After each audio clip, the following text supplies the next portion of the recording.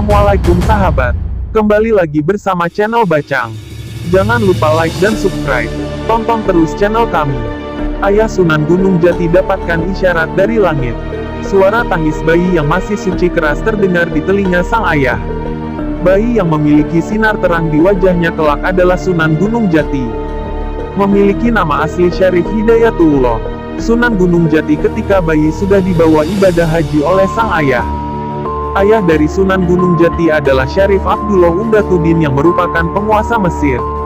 Ia menikahi Nyi Mas Rara Santang yang berganti nama menjadi Nyai Syarifah Mudaim. Berikut satu kisah menarik tentang Sunan Gunung Jati ketika masih bayi yang dibawa untuk ikut ibadah haji. Sunan Gunung Jati bayi sudah dibawa oleh sang ayah untuk melaksanakan ibadah haji. Hingga satu kejadian sangat luar biasa terjadi. Di saat Syarif Abdullah Umdatuddin berada di depan Ka'bah sambil menggendong Sunan Gunung Jati bayi, sang ayah mendapatkan bisikan gaib dari langit. Satu isyarat langit membisikkan bahwa putranya Sunan Gunung Jati kelak akan menjadi raja besar di tanah Jawa. Begitu pula dengan adik dari Sunan Gunung Jati yaitu Syarif Nurullah yang juga dibawa sang ayah ke hadapan Ka'bah saat masih keadaan suci tanpa dosa. Syarif Abdullah Umdatuddin juga kembali dapatkan isyarat bahwa adik Sunan Gunung Jati itu akan menjadi raja meneruskan dirinya di Mesir. Keduanya baik Sunan Gunung Jati maupun Syarif Nurullah di bawah Syarif Hud panggilan lain Syarif Abdullah Umdatuddin, untuk menghadap Ka'bah. Sunan Gunung Jati adalah putra dari pasangan Nyi Mas Rara Santang yang menikah dengan Syarif Hud. Sunan Gunung Jati ketika lahir diberi nama Syarif Hidayatullah, namun lebih dikenal dengan nama gelarnya Sunan Gunung Jati.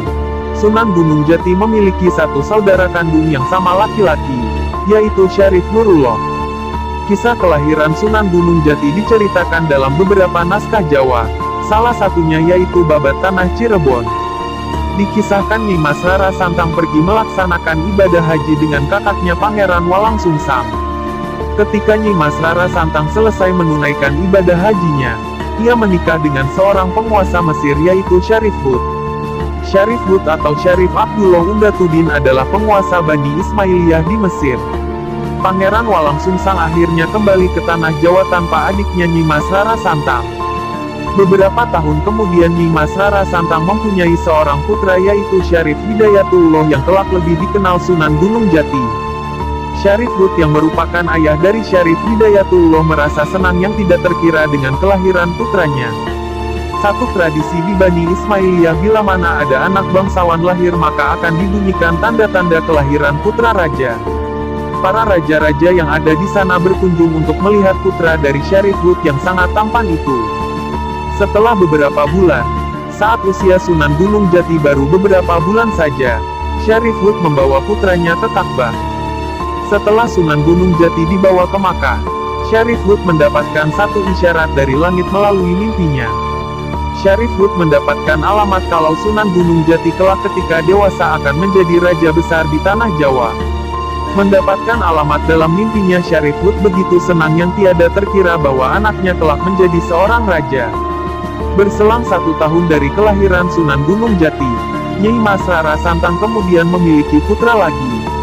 Putra kedua Nyi Mas Rara Santang diberi nama Syarif Nurullah.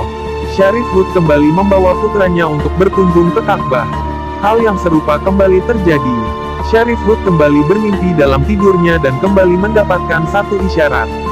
Isyarat itu mengatakan kalau kelak Syarif Nurullah akan menjadi penerus dirinya menjadi penguasa di Mesir. Kebahagiaan yang luar biasa bagi Syarif Hud dan Nyi Mas Rara Santang dengan kelahiran kedua putranya, yang kelak keduanya akan menjadi raja. Itulah sedikit kisah tentang kelahiran Sunan Gunung Jati dan adiknya Syarif Nurullah yang kelak akan menjadi raja. Wallahu a'lam bishawab.